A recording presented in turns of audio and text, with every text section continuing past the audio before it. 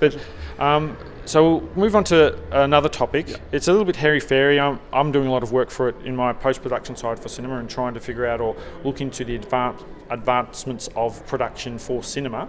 And as you know, Dolby's got their Dolby Vision high dynamic range solution, but high dynamic range in cinema has not yet been defined, unlike it is so much in the domestic market for televisions. But there will be a decent amount of pressure from all this high dynamic range talk on the cinema industry. Yeah. So what I want to put out there, because you've been in this industry, you've seen these sort of transitions before, as a cinema owner, how should we take on that pressure? Is it going to affect us? Should we be worried about it? What's the reasonings? And I just wanted you to get a comment on that at this early stage. Remember, this is very early. It is early, yes. But I think it's a good time just to start the conversation. HDR, okay. The only person doing it in for the exhibition space is Dolby at the moment. They currently have 214 systems committed or installed around the world. So you have mainly from AMC and Wanda. So 200 of those are from two circuits. But they see it as a game changer, Dolby do, they would, it's their technology. That's and it's pretty good actually. So you see it, you think, that's a material difference. At the moment, it's not part of the wider landscape of cinema, and it's not yet part of the wider landscape of TV either, but it'll become that. But I don't see, for something like Dolby, okay, their revenues derive from licensing in the home entertainment space. That's right, okay? That's exactly right. So they use things like Dolby Cinema. They use the cinema. Obviously they're a cinema company, but what they do in cinema ends up in the home making the money for them. That's right. They use their dominance in cinema as a flagship to people wanting that logo on their product because it is a sign of excellence. Absolutely, and the cinema is a sign of excellence. That's exactly right. So that's essentially what they're doing. That's right. They make last figure I saw was 89% of their revenues is from licensing in home end. So that's how they make their money. So Dolby clearly will have Dolby Cinema. In the home they'll have Dolby Vision, That's right. which is the same sort of principle. It won't be the same thing because in the home you can't really dictate the space the same way you can in the cinema. So for Dolby Cinema, for example, you have to have a very, very dark room to get anywhere like the contrast that they can do, which is 1,000,000 to 1. So every bit of light reduces that contrast. That's right. But leaving that aside, the technology is one thing. But for me, the cinema and the home don't compete in that space. What cinemas compete with is your leisure time and your leisure money. And if at home you have a home cinema system, which happens to have Dolby Vision, and you're watching a film, for a start, you can't watch a film you can see in the cinemas at home, so that's one reason why you wouldn't do that. But it's a good thing. When these technologies come along, VHS, DVD, Blu-ray to a certain extent, but less so because the model was changing at that point. But those things actually drove cinema going. When you have things happening in the home which makes it better to view films, it actually has a symbiotic effect with cinema. It doesn't destroy cinema, it doesn't kill it. In fact, the introduction of VHS, or the widespread expansion of VHS in the 80s, correlated very closely with a massive expansion in cinema again after the depths of the 70s and early 80s. So these things aren't designed, and certainly not designed, and they don't actually have an effect of killing cinema or affecting cinema in that sense. So you can have Dolby in the home, and you might not have Dolby in the cinema.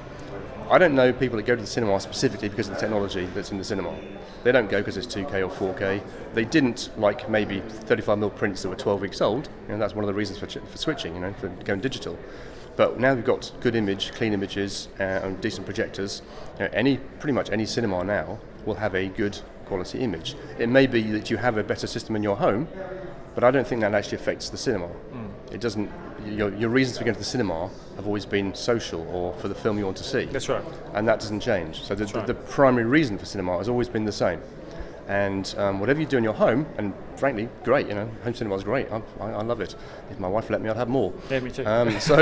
But I'd still go to the cinema. Yeah, me too. And I'll still take my son to the cinema, and we still go to the cinema as a family. That's right. So those two things for me, I don't think people should be afraid of the home getting better quality systems. I think that probably, if anything, you should probably see it as a good thing because it's the symbiosis can then start to work again. It enhances in my book, what it does is it makes cinema a better experience, and going out with friends to have an experience, it gives it more value. Yeah, and cinema's all about value these days. That's right, yeah. It's a message I'm constantly sort of banging on about, frankly. I have a whole bunch of slides about the value creation of cinema, That's right. and every year it gets increasingly more, actually, because the models that are happening with the digital home entertainment world are quite low-value models. So Netflix's and Amazon's, they're great. Consumer-wise, they're great. For $6, you can have a monthly TV, which is includes some films. It's not actually primarily. It's not geared to film really. That's sort of slightly modifying, but it's a low-value model for the rights holder. And in terms of perception of value, if you can get a free DVD on the front of a newspaper, that has pretty much no value. But the same film seen in the cinema has much higher value. So it's really just a question of the shifting models that are happening around. But cinema may be digital, but it's still a transactional model, and that's the key to all this. It's a transactional model. You're paying for a certain film. There's my money. I have a ticket for that film. Digital subscription models don't do that. You're paying for a package of things which you then pick what you want, and that's a very different system. And that's why cinema remains a very high value. Well, actually, I'd say, considering the some of the trends this year, you're not paying for a film, you're paying for an experience. Would that be a better description? In cinemas? Yeah, absolutely. This is what I talked about earlier this week. Actually. That's right. This is what you talk. I was very impressed with the International Day's discussion on part of the Culture Flex discussion or panel about how we're starting to realise all the doom and gloom with piracy and all these different formats and different screens and fragmenting the market. When you actually go back and look at the statistics, that's not what really has happened. The market is for cinema. It's an experience market, and that hasn't changed. We go out to have a social experience, and this is one of the reasons why I very much agree with you on your discussion with high dynamic range, because high dynamic range has nothing to do with going out to experience something, right? It may change it, but it doesn't.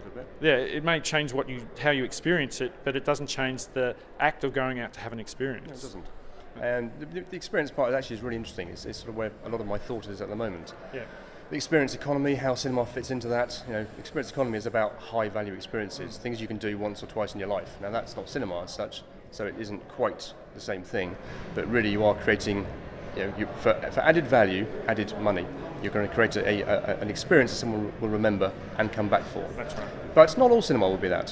What I think the point I was trying to make on Monday is that we've gone from the cinema experience to experiences in cinema. Yes. So it's multiple experiences. That's right. But there is still a place, and probably for the foreseeable future, the majority of volume will still remain in watching a film in 2D in a cinema.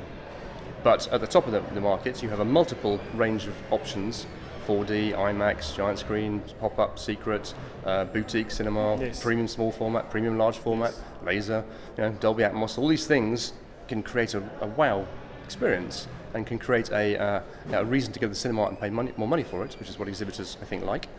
But they don't necessarily replace just the basic human need to get out of the house and watch a film with your friends. That's exactly right. So there's going to be all these things are going on, and while the premium side is actually pretty healthy at the moment, and technology is driving that very much so, it could be argued, that the 2D standard cinema experience is, could suffer from that. But I think that, and maybe it's been forgotten a little bit.